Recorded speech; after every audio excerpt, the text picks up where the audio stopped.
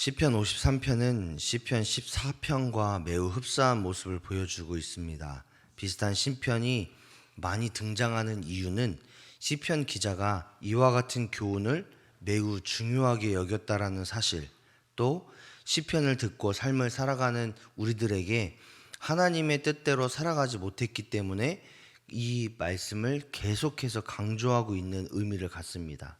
즉, 하나님께서 원하시는 방법대로, 하나님의 뜻대로, 하나님께서 또 우리가 하나님의 자녀로서 살아가기를 원하시는 삶의 모습을 계속하여서 강조하기 위해서 비슷한 내용들을 계속해서 말씀하고 있다라는 거죠. 그렇다면 시편 기자는 53편을 통해서 무엇을 말씀하시고자 했을까요? 우리 모두는 하나님께서 창조하신 피조물입니다. 이 사실을 알고 믿는 사람은 창조주 하나님을 절대로 부정할 수 없습니다. 그런데 세상은 이 사실을 계속해서 부정하라고 이야기합니다. 하나님이 아닌 다른 존재를 이야기하면서 하나님이 창조하신 것이 아니라 다른 어떠한 존재 혹은 다른 어떤 현상에 의해서 세상이 창조되었다라고 이야기하면서 하나님, 창조주로서의 하나님을 부정하라고 계속해서 이야기합니다. 시편 기자가 살았던 이 시기에도 하나님은 없다라고 부정하는 사람들이 있었던 것 같습니다. 그들이 대단한 논리를 이야기하거나 혹은 새로운 존재를 이야기하는 것은 아니지만 그들의 삶 가운데에서는 하나님이 없는 것처럼, 하나님이 계시지 않는 것처럼 행하는, 자기의 소견대로, 자기가 원하는 뜻대로 자기의 욕심과 쾌락과 정욕을 이루기 위해서 살아가는 사람들이 많이 있었다라는 거죠. 시편 기자는 이런 사람들을 향해서 1절의 말씀을 보니까 어리석은 자라고 규정하고 있습니다. 이 어리석은 자의 특징을 이 1절에서는 세 가지로 설명하고 있는데요. 이 세 가지를 보시면 부패하고 가증한 악을 행하며 선을 행하지 않는다, 그런 사람이 어리석은 자다, 이렇게 이야기하고 있습니다. 여기서 말하고 있는 부패하다라는 뜻은 폭력적인 행동을 의미하는데 기준과 틀이 없이 자신의 욕심대로 행하고 다른 사람들에게 피해를 끼치는 행동을 의미합니다. 즉, 자기의 욕심을 채우기 위해서, 자기가 가지고 싶은 것, 자기의 어떤 정욕을 위해서 이 세상 가운데 있는 그런 기준과 틀을 위반하고 하나님께서 원하시는 뜻대로 살아가지 못하고 공동체에서 정한 규정대로 살아가지 않으면서 다른 사람들에게 피해를 끼치는 사람들, 다른 사람들의 눈살을 찌푸리게 하는 사람들의 행동들을 부패하다라는 표현을 썼습니다. 두 번째로 가증한 악이라는 말을 썼는데, 이 가증하다라는 단어는 항상 성경에서 우상숭배와 연관을 지은 단어로 사용합니다. 즉, 하나님 외에 다른 신을 섬김으로 인해서 하나님께서 가증하다 여기는 죄악들을 이 어리석은 자들이 범하고 있다라는 뜻이죠. 즉, 하나님의 기준, 하나님을 섬기고 하나님의 뜻대로 순종하는 삶이 아니라 이방 우상을 섬김으로 인해서 그 우상 숭배하는 자들이 행했던 행동대로 그렇게 행함으로 인해서 자신과 하나님께 죄를 짓는 모든 행위를 가증한 악이라고 표현합니다. 그리고 어리석은 자들은 이 가증한 악을 행하는 데에 정말 최선을 다한다라고 이야기하고 있죠.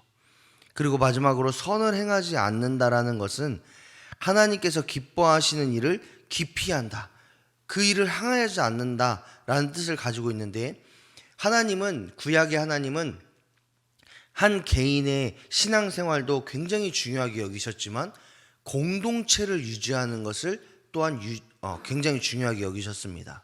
그렇기 때문에 이스라엘 백성들이 나만 잘났다, 나만 신앙생활한다, 나만 믿음 좋다, 이런 삶을 살아갈 뿐만 아니라 그런 믿음을 가지고 공동체를 돌보고 공동체가 바르게 세워지고 공동체 가운데에 하나님의 능력이 나타나는 것을 하나님이 굉장히 원하셨는데, 이 선을 행하지 않음으로 인하여서 이 공동체를 돌아보지 못하고 혹은 공동체를 파괴하는 행동들을 함으로 인하여서 하나님이 기뻐하지 않는 그런 모습을 행하는 사람들을 어리석은 자라고 표현했다라는 거죠. 이 어리석은 자들은 오직 자신의 욕심과 쾌락을 위해서 살아가고 악을 행할 뿐만 아니라 공동체를 파괴하는 자가 바로 어리석은 자라고 이야기할 수 있습니다. 그런데 본문은 이렇게 어리석은 자로서 살아갈 수밖에 없는 이유에 대해서 분명하게 말씀하고 있는데 1절의 말씀을 보니까 하나님께서 없기 때문에, 그들의 삶의 중심에, 그들의 마음 가운데에, 그들의 모든 생활의 전반에 하나님께서 없기 때문에, 그들이 하나님을 부정하기 때문에 그들이 가증한 악을 행하고 부패한 삶을 살아가고 또한 선을 행하지 않을 수밖에 없다라고 이야기하고 있습니다. 그들은 하나님을 부정하기 때문에, 하나님을 시인하지 않고 하나님의 존재를 부정하기 때문에 자신들이 행하는 모든 일이 정당하다라고 이야기합니다. 왜냐? 하나님이 계시지 않기 때문에. 하지만 시편 기자는 만물을 창조하신 하나님께서 모든 만물을 굽어 살피시고 계시다라고 2절의 말씀을 통해서 이야기하고 있습니다. 또한 지각이 있고 하나님을 찾는 자가 있는지를 살펴보고 계시다라고 이야기하고 있습니다. 그러니까 시편 기자는 2절의 말씀을 통해서 이런 가증한 악을 행하고 부패하고 선을 행하지 않는 사람들이 팽배할지라도 하나님을 믿는 사람은 하나님이 굽어 살피시고 계시기 때문에, 하나님께서 하나님을 찾는 자가 있는지를 보고 계시기 때문에 끝까지 하나님을 의지하고 끝까지 하나님의 말씀에 순종하고 그들과 다른 하나님을 인정하는 삶을 살아가는 것이 참된 지혜의 삶이고 하나님께서 원하시는 삶이다라고 이야기하고 있습니다. 그런데 문제는 뭐냐? 3절의 말씀을 보니까 어떻게 이야기하고 있냐면, 하나님께서 찾으시는 지혜로운 사람, 끝까지 악을 멀리하고 죄와 싸워서 승리하는 이 사람들을 하나님께서 찾으시는데 한 사람도 없다라고 이야기하고 있습니다. 하나님께서 이렇게 말씀하시는 이유가 뭐냐? 그 이유는 죄의 속성이 강력하기 때문에 그렇습니다. 3절에 함께라는 단어가 있습니다. 함께. 이 함께라는 단어는 굉장히 좋은 의미를 갖고 있습니다. 함께 기뻐하다, 함께 슬퍼하다, 함께 위로하다, 함께 격려하다 등등등. 이 함께라는 이 단어는 그 공동체가 굳건하게 서 있는, 혹은 공동체가 함께 하나님의 뜻대로 순종하는 그런 삶을 살아갈 때에 이 함께라는 단어를 주로 사용하는데, 근데 문제는 뭐냐? 죄에 빠르게 물들어가고 유혹에 넘어지고 그로 인해서 어리석은 길을 가게끔 할 때에도 함께라는 단어를 썼다라는 겁니다. 그 말은 뭐냐? 모든 사람들 가운데에 죄가 전파되고 죄가 전염되는 것이 너무나도 쉽게 이루어진다라는 거죠. 함께 갈 정도로. 이 죄 가운데 살아갈 수밖에 없는, 그리고 죄의 강력한 힘에 유혹되어지고 쓰러지고 넘어질 수밖에 없는, 죄의 늪에 빠져서 서서히 우리의 영혼이 죽어가는 그 일에 공동체가 함께하고 있다는 게 문제라는 겁니다. 그러니까 나만 죽고 나만 쓰러지고 나만 죄 가운데 살아가는 것도 문제겠지만, 나만 그렇게 사는 것이 아니라 내 주변 사람들까지도 끌어당겨서 같이 죽는 것이 죄의 속성이다라는 거죠.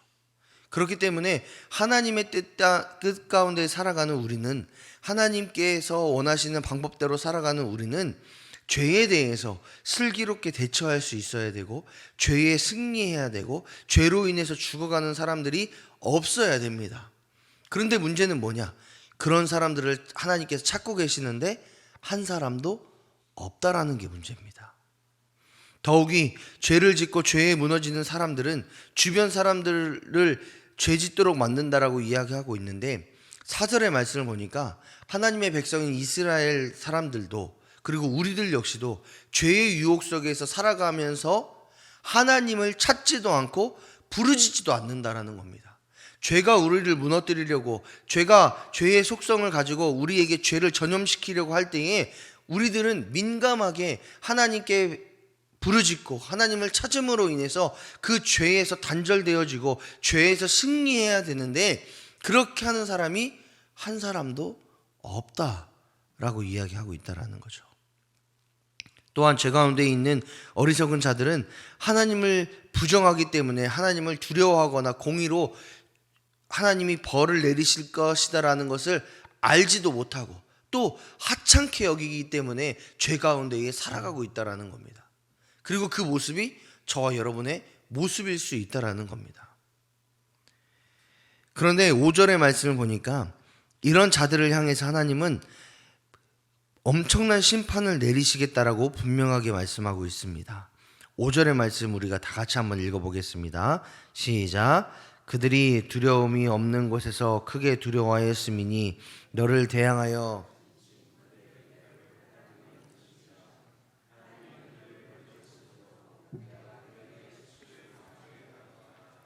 아멘.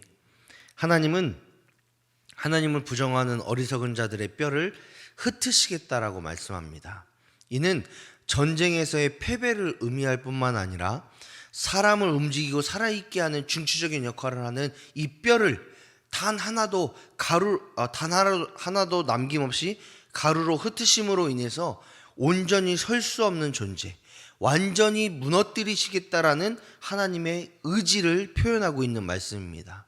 또한 그들로 하여금 수치를 당하게 하겠다라는 이 말씀은 다시 회복할 수 없을 정도로 심판하실 뿐만 아니라 그것을 보는 다른 사람들에게 교훈이 되어서 영원히 거론되게 하겠다라는 이 말씀을 하고 있다라는 거죠. 공의의 하나님은 반드시 하나님을 부정하는 자, 하나님보다 죄를 향해서 빨리 달려가는 자를 심판하시겠다라고 5절은 분명하게 말씀하고 있다라는 겁니다. 이렇게 죄에 대해서 심판하실 뿐만 아니라 완전하게 승리하신 그 하나님께서는 이스라엘에게 죄에서 구원하실 분, 하나님을 부정하며 어리석은 자들의 삶에서 구원하실 분은 오직 하나님밖에 없다라는 것을 다시 한번 6절을 통해서 분명하게 말씀합니다. 6절을 보면 하나님께서는 하나님의 백성인 이스라엘과 자녀인 우리를 분명하게 구원하시겠다라고 말씀하실 뿐만 아니라 삶의 은혜를 더하심으로 기쁨과 감사를 누리도록 하시겠다라고 말씀하십니다. 즉, 죄 가운데에 넘어지고 쓰러지고 그 죄 가운데에 죄를 행함으로 인해서 하나님이 원하시지 않는, 하나님을 부정하고 부패하고 가증하고 그런 선을 행하지 않는 그런 잘못된 삶을 살아가고 있을지라도 하나님은 끝까지 우리를 포기하지 않으시고 구원하시겠다라는 그런 의지를 갖고 있고, 더욱이 우리가 하나님께로 돌아가면 하나님은 우리를 그냥 홀대하지 않으시고 우리를 구원하실 뿐만 아니라 하나님의 자녀로서 다시 한번 회복하시고 그 하나님의 자녀된 우리를 하나님이 기뻐하시는 모습으로, 하나님께서 원하시는 모습으로 하나님과 함께 즐겁고 기쁘고 행복한 삶을 살아가는 하나님의 백성으로 다시 한번 삼으시겠다라고 6절의 말씀을 통해서 분명하게 말씀하고 있다라는 겁니다. 따라서 죄의 영향력 가운데 살아가고 있는 우리가 의지해야 되고 바라보아야 되고 순종해야 되고 또 신뢰해야 되는 대상은 오직 구원자 하나님, 창조주 하나님밖에 없음을 분명하게 말씀하고 있다라는 것이죠. 하나님께 사랑하신 여러분, 과연 우리는 하나님은 없다고 부정하며 세상의 즐거움과 욕심을 채우기 위한 삶을 살아가는 어리석은 자의 삶을 살아가고 계십니까? 아니면 언제나 하나님을 인정하고 의식하며 하나님의 뜻에 순종하는 삶을, 하나님께서 원하시는 삶을 살아가고 계십니까? 시편 기자는 이런 질문을 우리들의 삶 속에서 계속해서 질문하기를 원합니다. 그리고 그렇게 계속 질문함으로 인해서 날마다 하나님 앞에서 우리가 하나님의 백성다운 삶을 살아가기를 간절히 원하고 계시다라는 거죠. 하나님께서 함께 하시면 죄가 사라진다, 죄의 유혹이 없어진다, 죄가 우리를 침범할 수 없다, 이렇게 말씀하시는 것이 절대로 아닙니다. 우리의 삶 가운데에는 늘 죄의 힘이, 죄의 능력이, 죄가 우리를 침범하고 범접하고 우리를 유혹하고 쓰러지고 넘어지게 할 수밖에 없다라는 것을 하나님도 아시고 계시다라는 겁니다. 그렇기 때문에 우리에게 죄 가운데 살아가고 있는, 죄가 팽배한 세상을 살아가고 있는 우리에게 분명하게 말씀하고 계시는 거죠. 하나님이 없다라고 이야기하면, 하나님을 부인하면, 하나님을 인정하지 않고 하나님의 뜻대로 순종하지 않으면 죄 가운데 넘어질 수밖에 없고 죄 가운데에 쓰러질 수밖에 없고 죄의 유혹에 흔들릴 수밖에 없다. 그렇기 때문에 창조주이시고 주관자이시고 구원하시는 그 하나님을 끝까지 붙잡고 의지하고 순종하는 삶을 살아가라. 그것이 바로 하나님을 믿는 자의 삶이고 하나님께서 원하시는 삶을 살아가려는 하나님의 자녀된 삶이고 하나님으로 말미암아 승리하는 하나님의 백성된 우리의 삶이다 라는 말씀을 시편 53편을 통해서 이야기하고 있다라는 겁니다.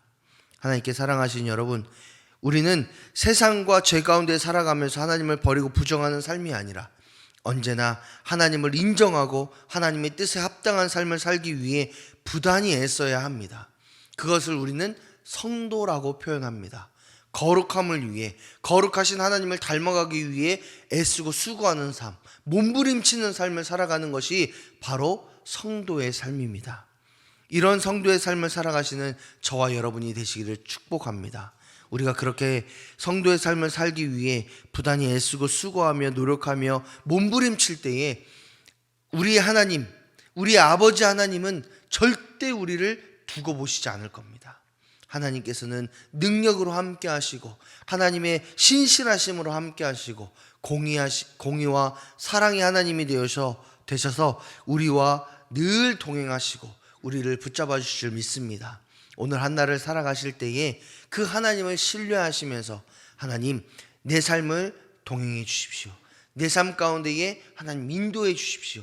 우리의 가정과 우리의 교회와 우리의 자녀들 가운데에 하나님을 인정하고 하나님의 뜻에 순종하는 그런 모습들이 날마다 나타날 수 있도록 도와주십시오 라고 기도하시는 저와 여러분이 되시기를 주님의 이름으로 축복합니다.